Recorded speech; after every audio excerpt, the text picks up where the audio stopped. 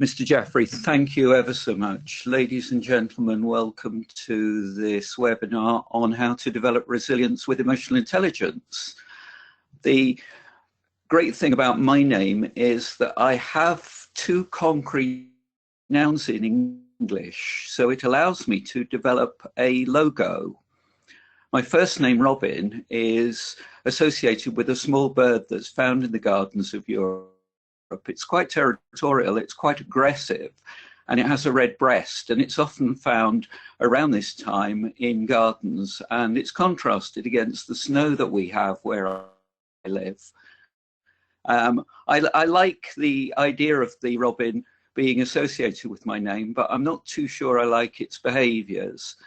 My surname, Hills, lends itself to some hills in the background. Now, having had my logo for a number of years, people still get my name wrong, and I've been called Stephen and Brian and Peter and Mr. Hill and Mr. Mills and Mr. Halls and a whole variety of things. And those are the polite, repeatable names that I've been called ever since I've had my logo. But it's interesting how people take in information and how people process information. When I was designing the logo, I showed it to my wife, and she said to me, "Robin, you can't show that logo, it's rude." So she's obviously seeing something that I'm not. And I showed it to my father, and he said, "Well, that's all very well, Robin, but why have you got a seagull on there?" Now, I was doing some work in Jeddah, Saudi, a couple of years ago, and I showed my logo, and one of the financiers that I was working with said to me, "Why has the little bird got a shepherd's crook?" So again, it's examples of the fact that we think we're being very clear in our communication, but often we're not, and people take in information and they process it in completely different ways to what we expect. Now, down in the bottom left-hand corner, you can see my company's logo, EI for change. EI stands for emotional intelligence. So you would expect everybody to really use the logo or use the name of the company well, but the financial institutions, the bank, the tax office, insurance companies, even Company House have got the name wrong and refer to it as E14 change.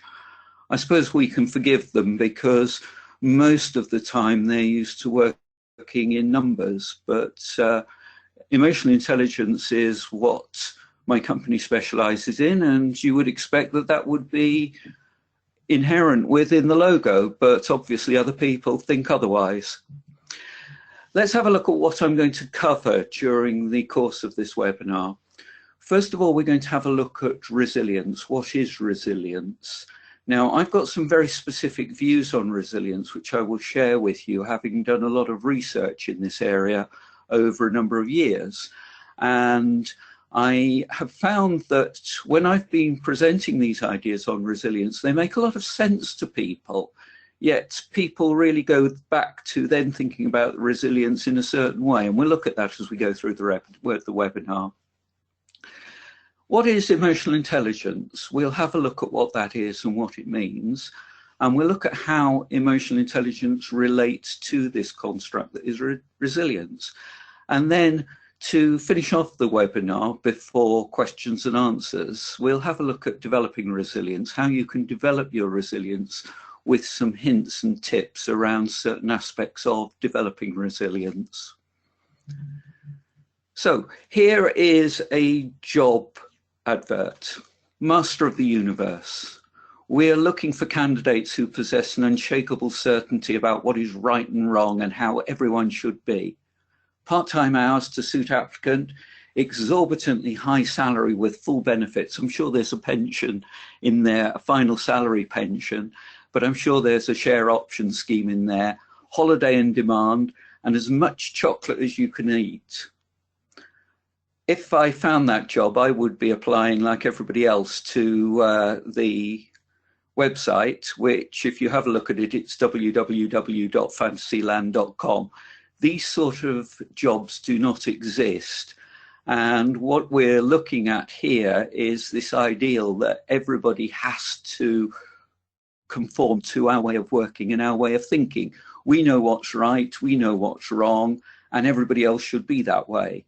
We have high values, we have high morals, we're good people, but everybody sees the world differently. So let's have a look at what that is. What I'd like to do is to ask you this question. Normally when I'm running webinars, I can use this as a poll question, but just think about this. How resilient are you? Not very good. Sometimes I cope, sometimes I don't. Reasonable. I feel I'm able to cope. I'm always resilient. If it's possible, why don't you put a letter into the chat box and just give us some ideas as to how you feel about your own level of resilience? Whilst I'm doing that, whilst you're doing that, let's have a look at this word resilient. What is resilience? What does it mean? How resilient are you? How do you know that you're being resilient? Some people think that they're much better at it than other people, and some people have this ability to cope, and some people don't. I myself, I would answer probably C. There are times when I feel I'm very resilient, and then there are other times when I don't cope as well as I could do. It's a reasonable level of resilience. It's not B. Sometimes I cope and sometimes I don't. Are we getting any answers in the chat box? Doesn't seem to be that way, so I'll just move on. Let's have a look at this idea of emotional intelligence. What is emotional intelligence? Well, it's the way in which you can bring intelligence around how you're feeling in order to develop good, authentic relationships and build up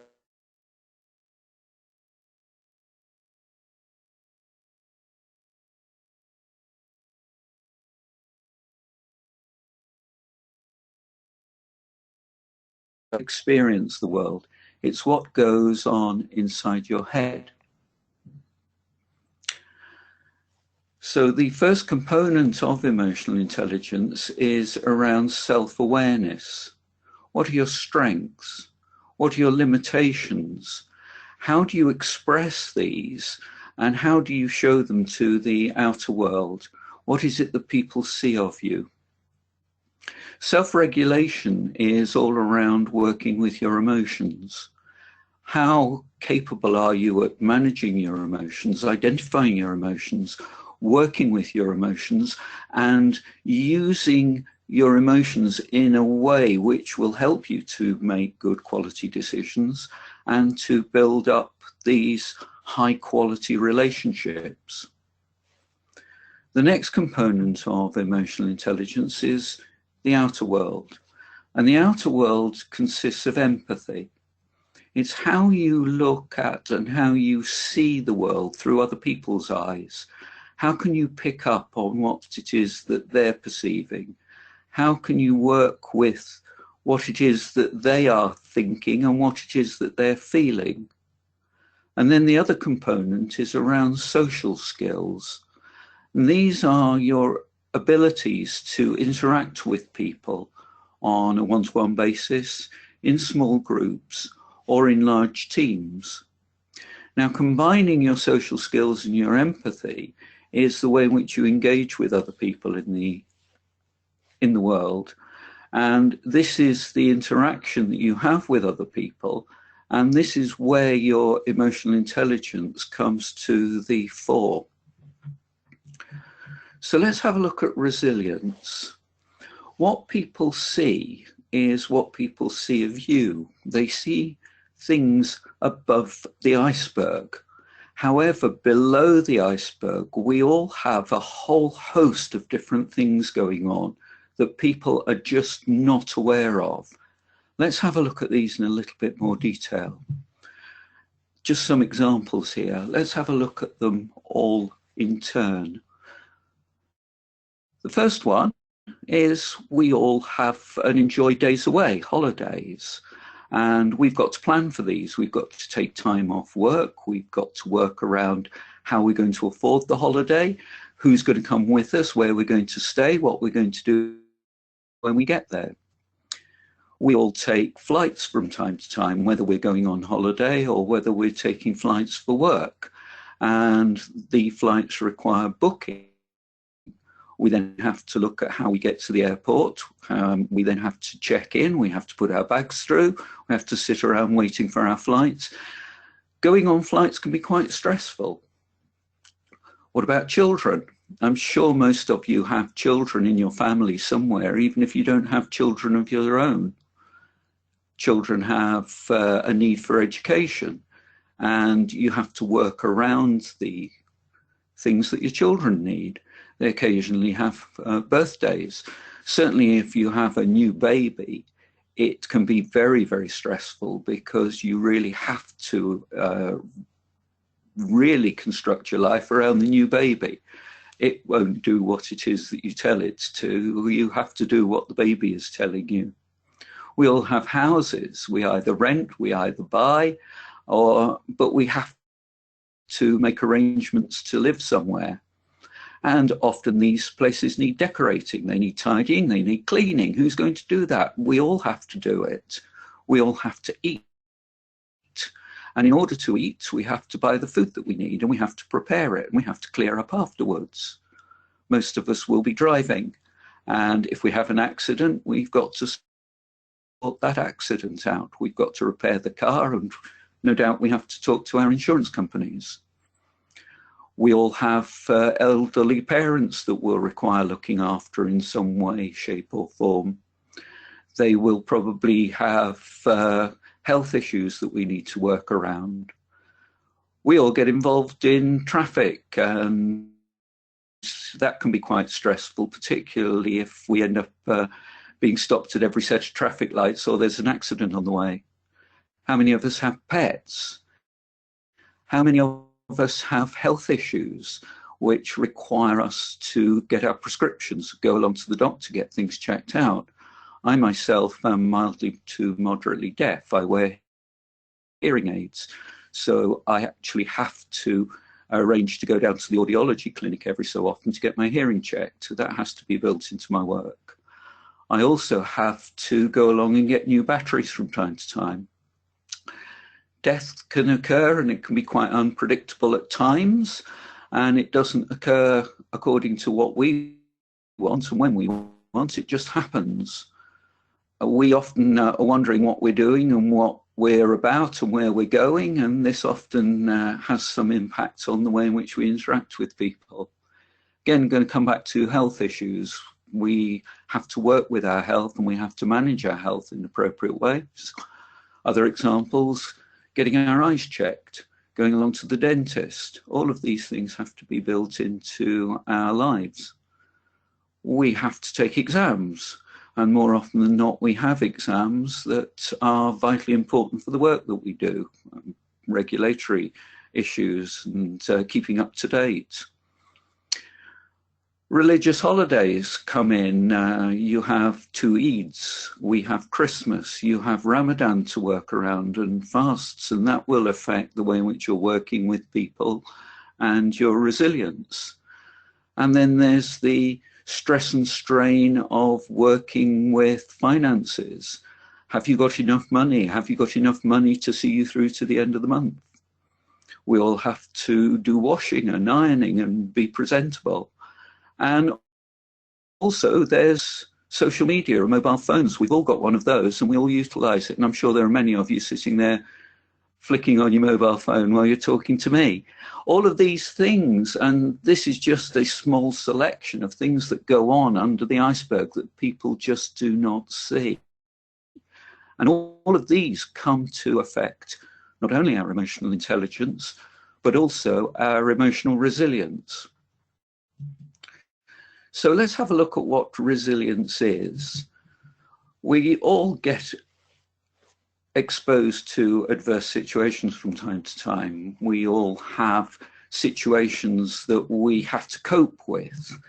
There are crises, emergencies, challenges, Some of them are high risk, some of them are lower risk, and change is the only constant. Now, some of these adverse situations will be familiar to us. We've experienced something similar before, or they will be totally unfamiliar, and we haven't quite got the coping strategies that we need to be able to make the most of the situation.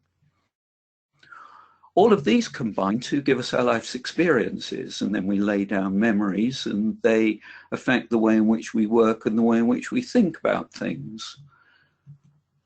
Our response to these situations is affected by our self-talk. It's what we say to ourselves. Don't be silly, Robin. Don't do that. Do this. Oh, you shouldn't have done that, you silly idiot. Why did you do that? That was a stupid thing to do. Your self-talk will come in at any moment when you least expect it.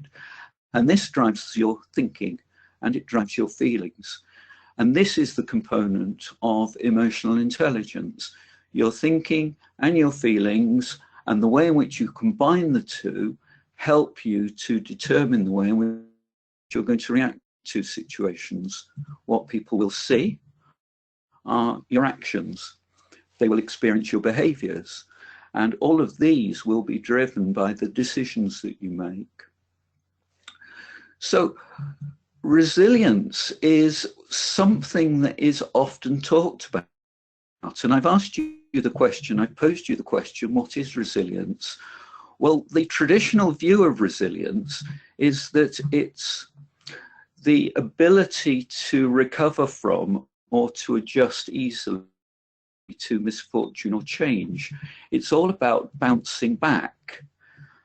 It's the capability of a strained body to recover its size and shape, to bounce back after being subjected to adversity or stress. That's the traditional view. And that's the view that's come from material science. That's where resilience originated from. And the metaphor now for that's what resilience is, it's a metaphor, is being applied to human behavior.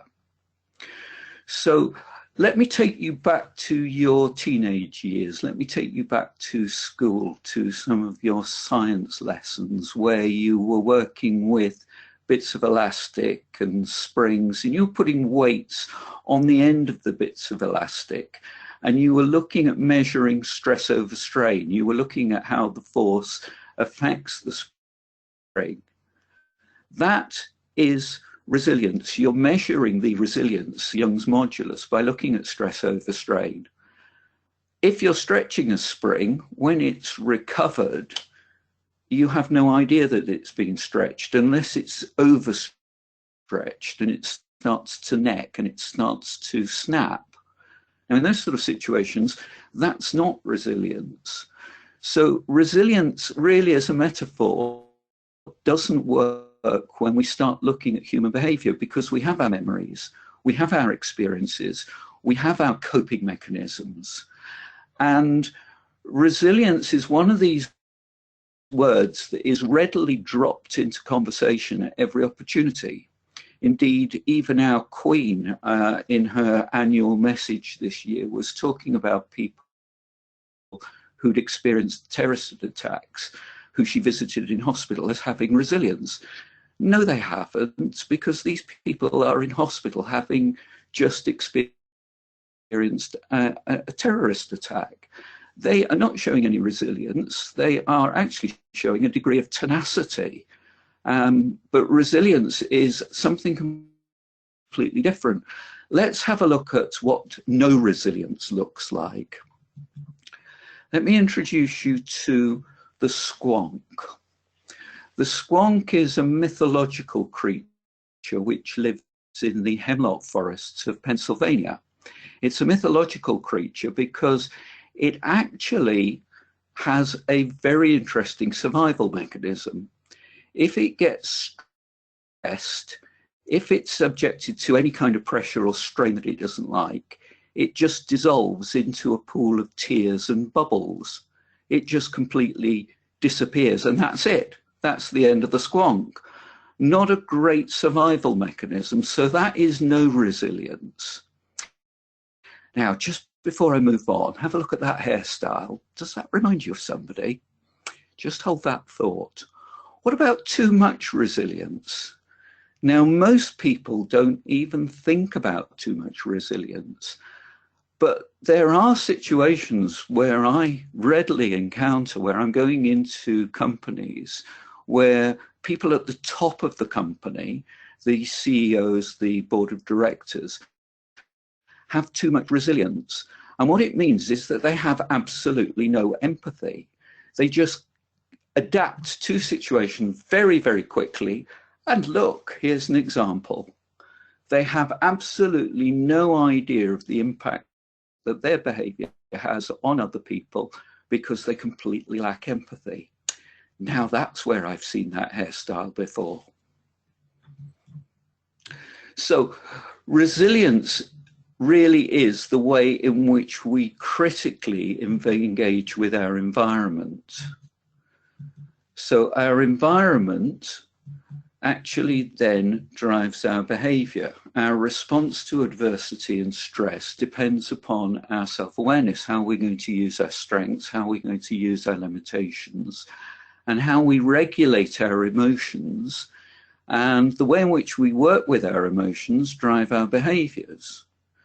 The behaviors then influence and shape our environment. It's the way in which we empathize with other people, and it's the way in which we use our social skills to adapt the environment, to cope with our environment. And in the middle of that sits resilience.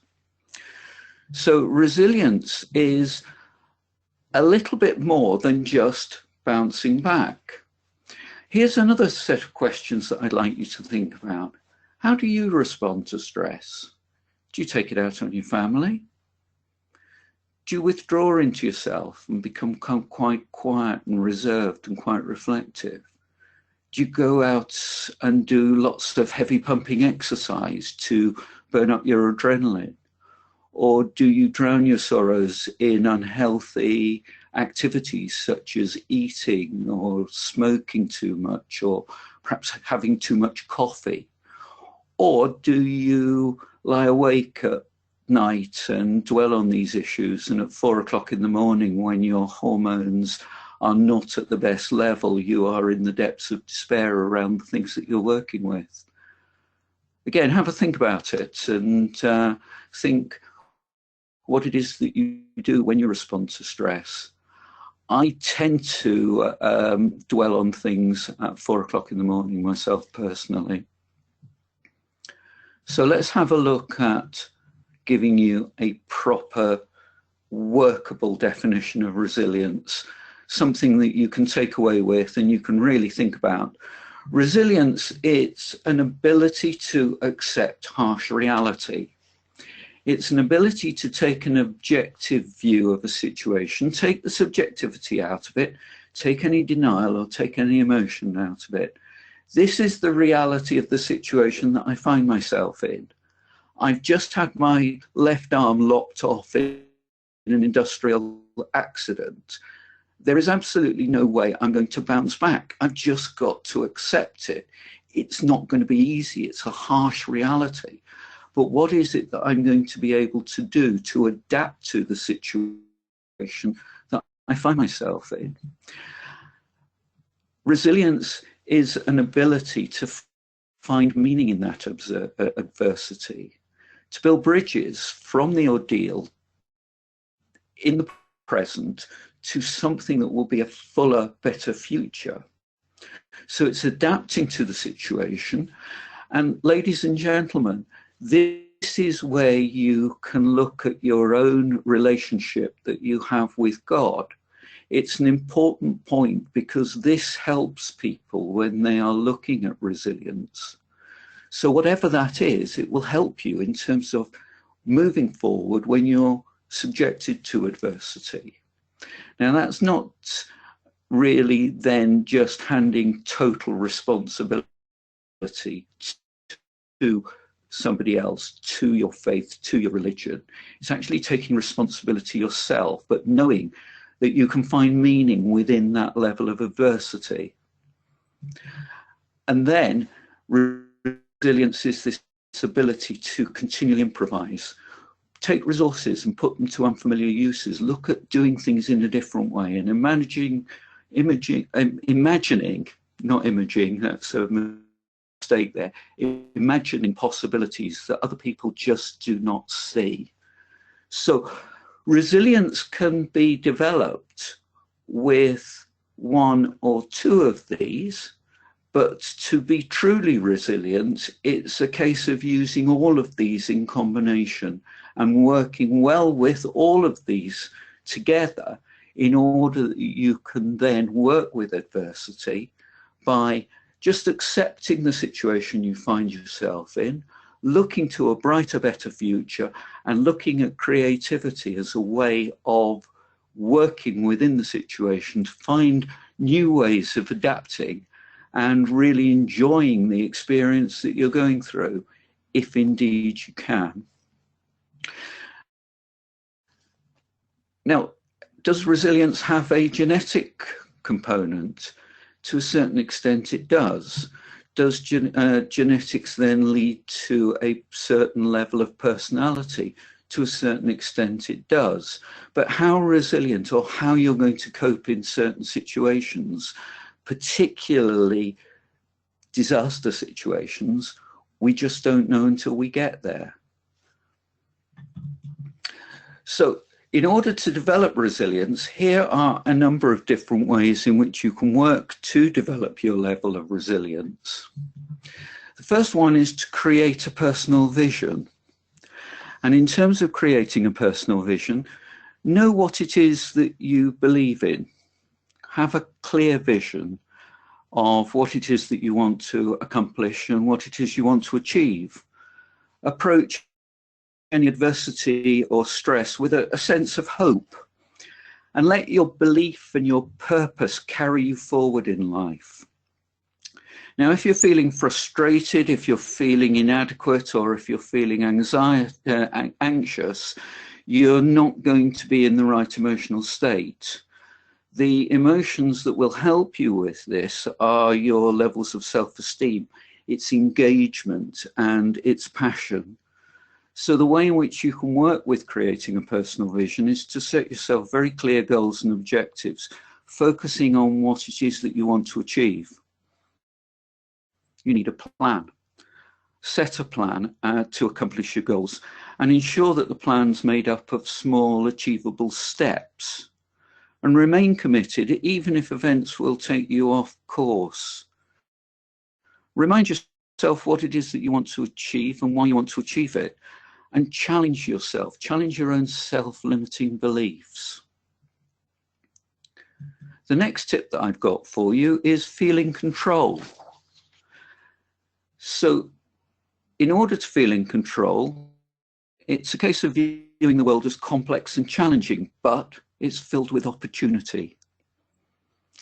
You need to hold a positive perception about yourself and defend yourself well, but be confident in your ability to meet any challenge with hope and with realistic optimism.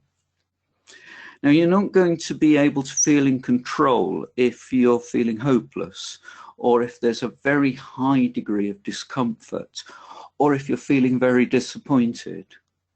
The way in which you can feel in control is to look at your level of self-esteem and to try and raise that. Look at your level of contentment and look at optimism. Be realistic about what it is that you can and can't do. Learn to say no so that you don't overcommit to doing too much.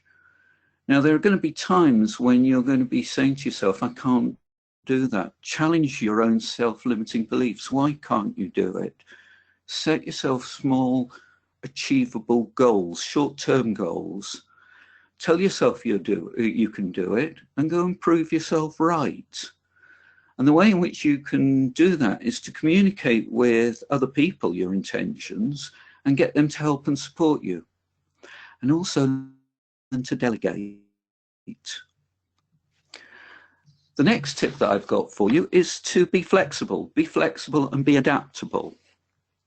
So this is being sensitive to the changes that you are finding within your environment and being able to adapt very quickly to what's happening.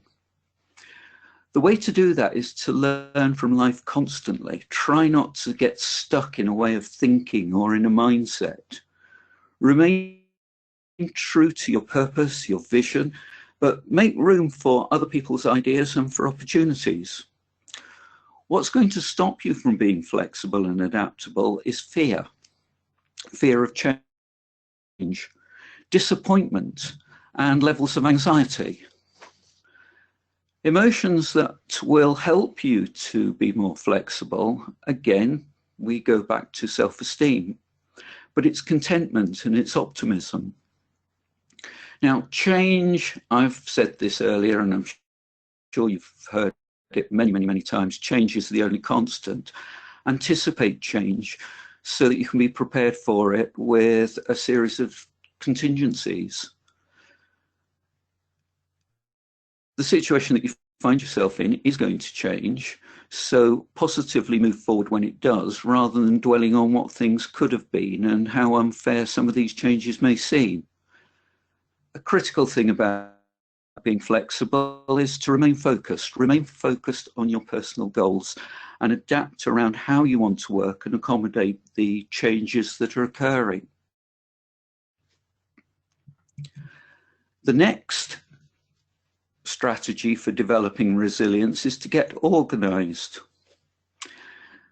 And in terms of getting organized, it's creating structures and methods to bring order and stability, but to bring those in on your terms. Set realistic goals for yourself and go into situations with high expectations that things are going to work out. Manage the moment with calmness and with clarity of purpose. What will stop you from doing this is if you're feeling hopeless, if you're feeling fear, or if you're feeling high levels of discomfort. What's going to help you? Well, you won't be surprised, we're back to self-esteem. But it's having a level of pride in yourself, having enthusiasm. Again, in order to get organized, it's a case of having a plan and being able to draw up a list of tasks. Create systems and processes that are going to make you more efficient, but be realistic about how you can manage your time. Don't put off anything that eventually needs to be done. It's very easy to try and avoid doing these things because you don't want to, or something else seems a lot more interesting and a lot more exciting. If it needs to be done, get it out the way, and then you can do the exciting and interesting things. Tackle big problems by breaking them down into smaller chunks and take and work with each chunk a bit at a time.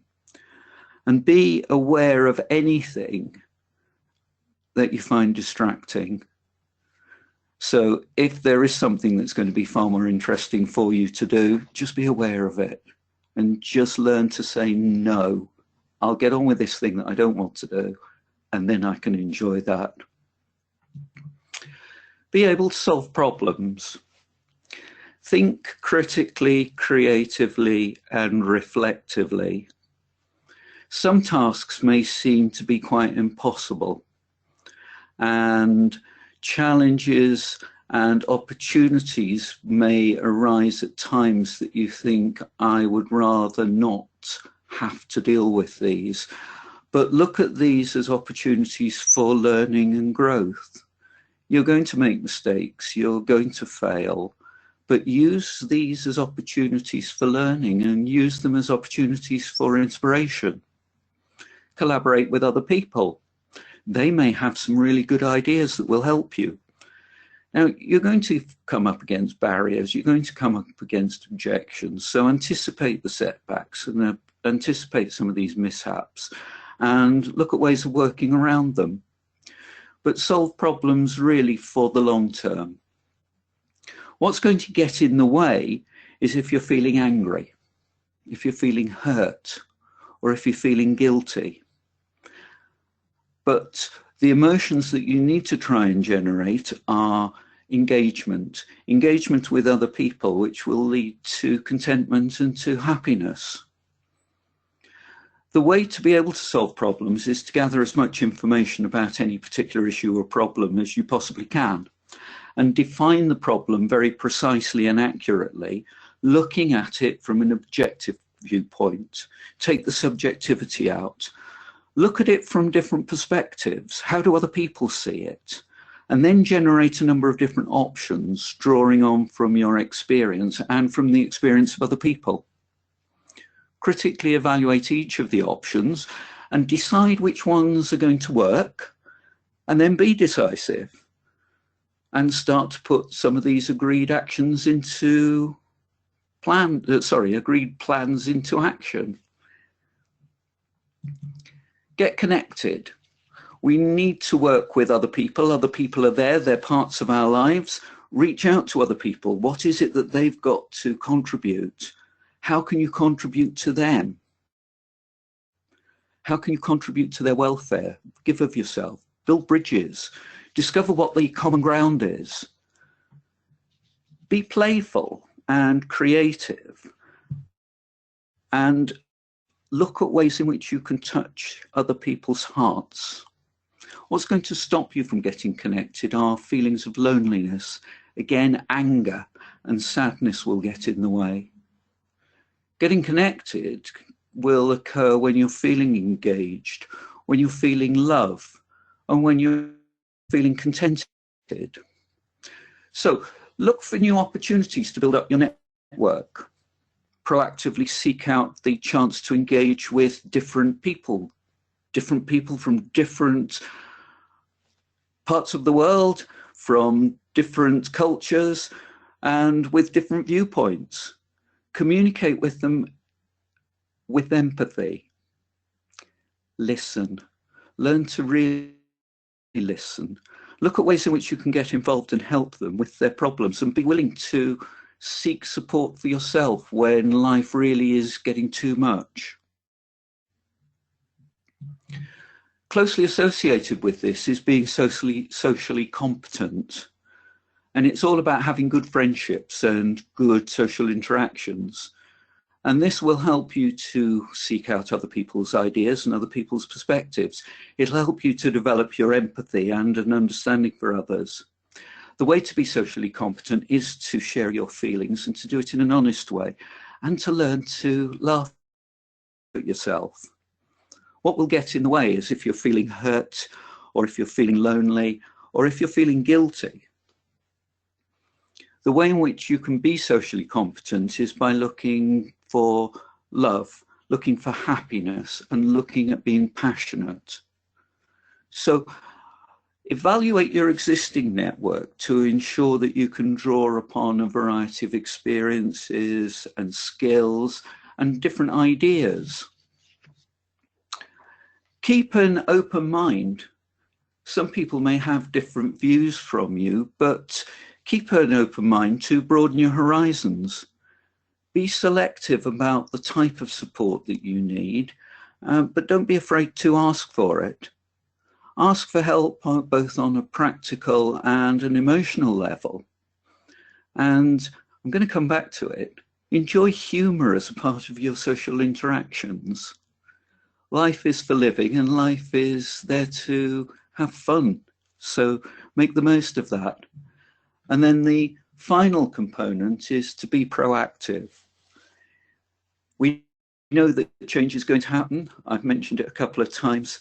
Engage with change directly. Focus on and expand on your sphere of influence. Focus on what actions you can take rather than waiting for other people to act. When you have small victories, celebrate those. Give yourself a pat on the back. Yes, I've done that really awful task that I've been putting off for days. I'll go and have a cake and a cup of coffee. Just celebrate your small victories. And when you're faced with change, lead others through the change by setting an example. The emotions that are going to get in the way are if you're feeling frustrated or hopeless, or if you're feeling in the least bit inadequate. So what you need to do is to build up levels of enthusiasm and pride and back to self-esteem. So use your foresight to plan ahead and prioritize. Critically evaluate how tasks can be completed and do this in a more efficient way. Be decisive. People don't like it if you're vacillating. Oh, should we do this? Should we do that? Should we do the other? Any decision is better than none. Keep on top of less urgent tasks and identify what skills you're going to need to move your career forward for the future. What is it that you want to be doing? Here we are in 2018. What is it that you want to be doing in 2023, in 5 years' time? What skills do you need? How are you going to get those skills? Don't waste time on unnecessary tasks and take the lead and be a real role model for other people. Ladies and gentlemen, I've just given you a few hints and tips around each of these, but these seem to be really good action strategies that most people get some value from when they're looking at developing resilience. I'll leave you with one final thought, and this is the paradox of resilience. How do you know how good you're going to be in emergency situations? What would I be like on the decks of the Titanic? I have absolutely no idea. At our worst times, we can become our best. Resilience is forged through adversity, not despite it. Ladies and gentlemen, I hope you found that useful. And I'll hand you back to Mr. Jeff. Thank you. Thank you very much for a very interesting presentation. Folks, we are now open for question and answers. If you have any questions, you could either insert it in the question box, or you could equally raise your hand. There's a hand icon available on the console, so please click on it if you would like to speak directly with Mr. Robin Hills. So let me go to the question box. There are a couple of them already posted. The first one: what are some of the ways that we can develop emotional intelligence in the workplace? Yes, I think it's a really interesting and useful question, because we do experience emotions at work. Many people say to me that they don't experience emotions at work, they just go along and do the job. Well, they don't, because emotions really drive some of the decisions, as we've seen, and drives the way in which we interact with other people. So the way to develop emotional resilience at work is to be aware of your feelings. Emotional intelligence is not about suppressing emotions as they arise. It's not about being nice. It's about working with emotions. And if you are annoyed or angry about certain situations or with certain people, it's utilizing that emotion in the most appropriate way. It's not about trying to suppress it, not be angry. It's about recognizing how you can best use that anger. So first of all, it's understanding your feelings and understanding what you're going to be doing with those feelings. How did the feelings arise? What is it that you're going to do to make the most of the situation? How are you going to deal with the situation to prevent it from arising?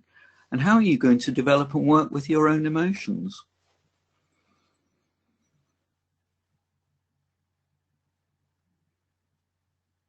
Thank you.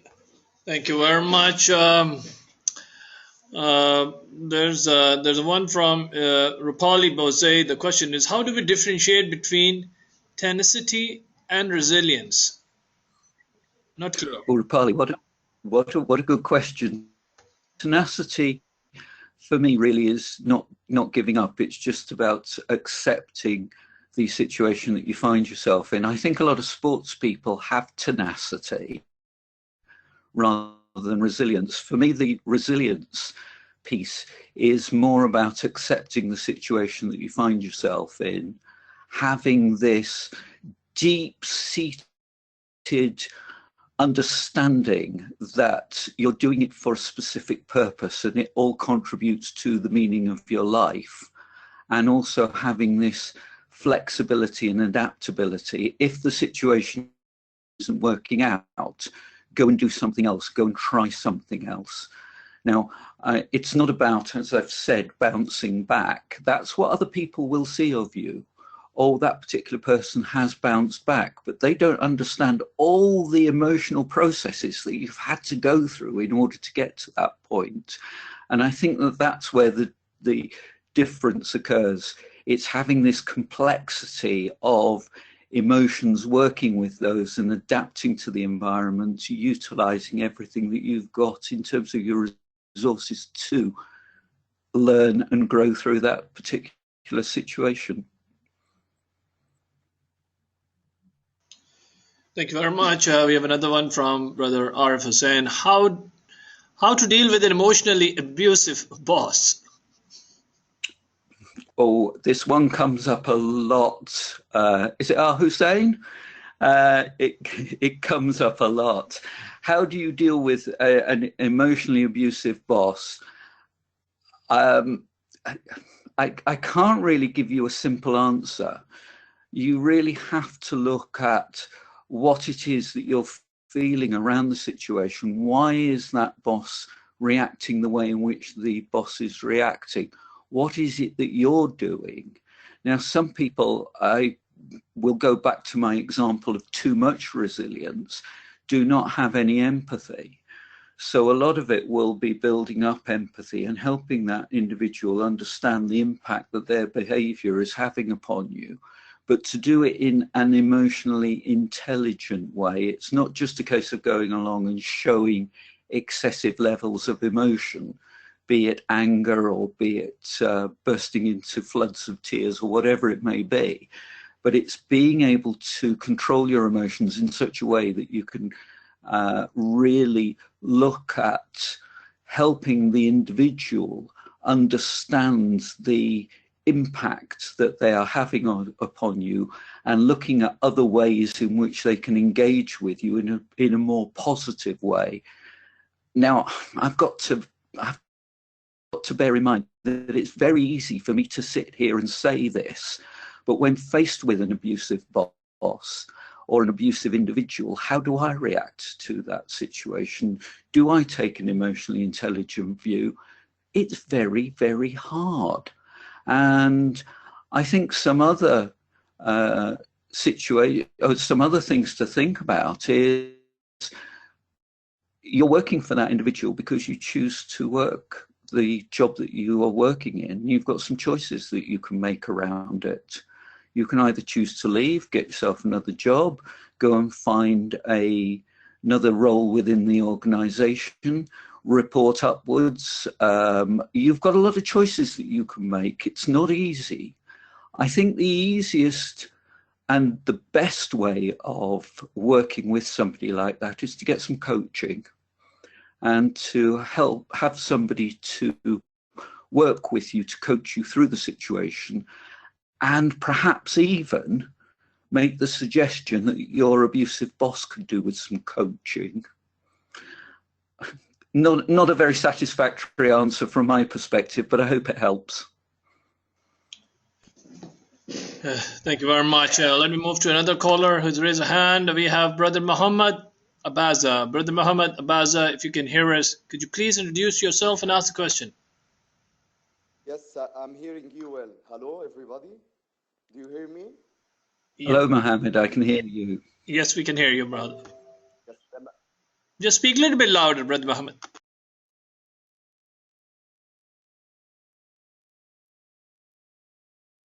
okay, my name is Muhammad Abu.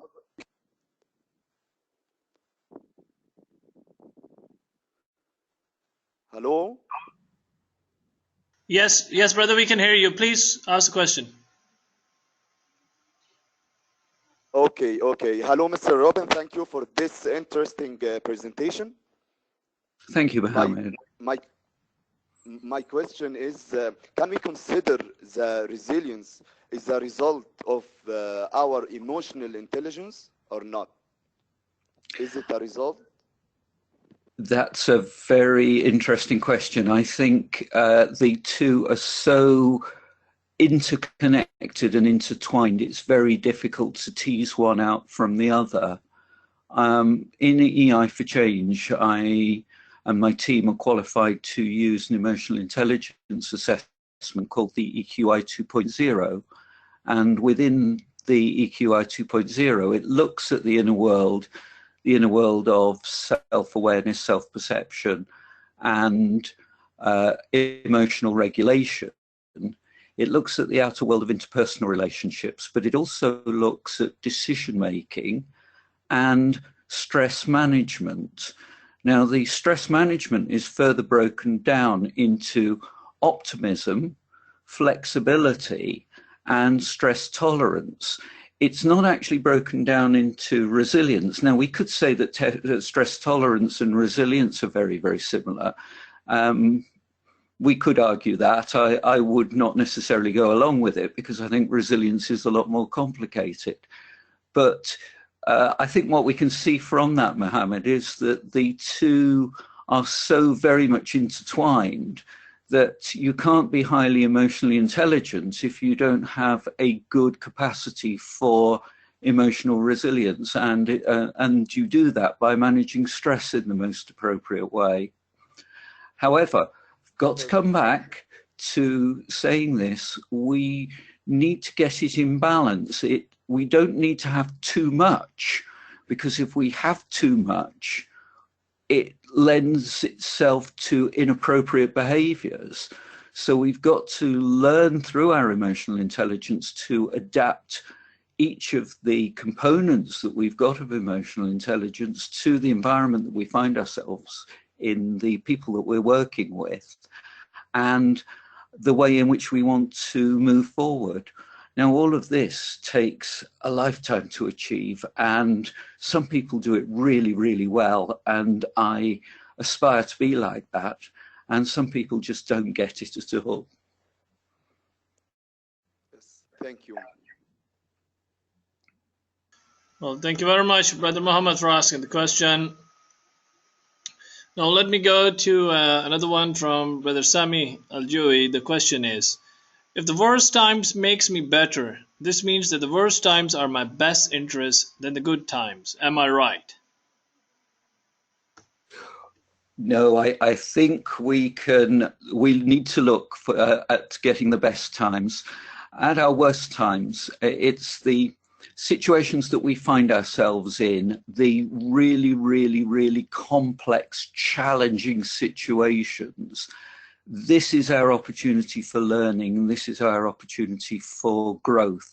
And if we apply our emotional intelligence in the most appropriate way within these situations, then we can forge our resilience through that adversity.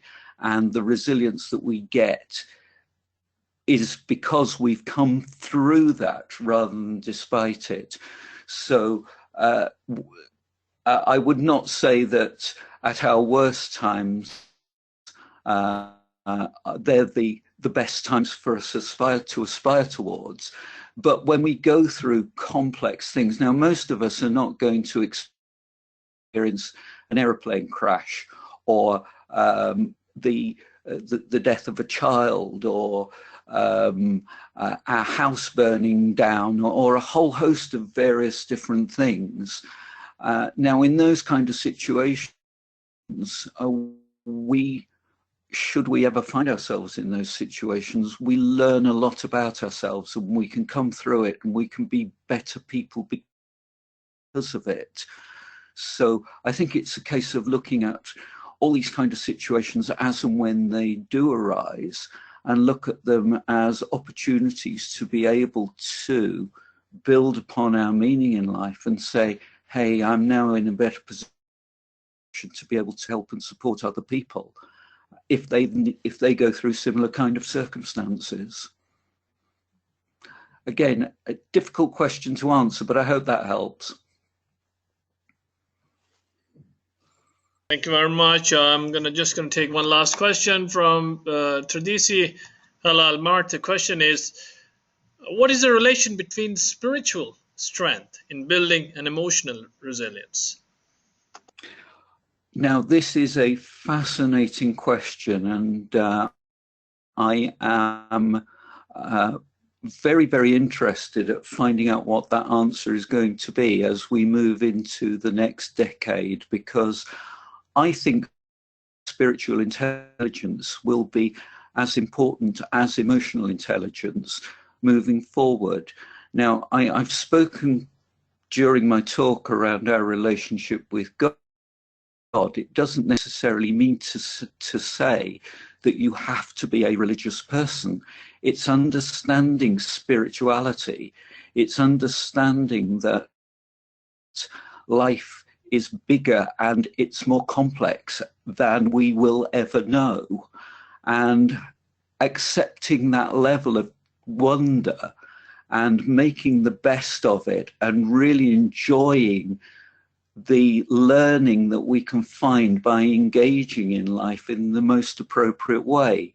It's building in other aspects from other cultures and other religions, such as mindfulness, which has been practiced very much in the Eastern religions for 2,000 years. It's now starting to become much more widely accepted within Western cultures.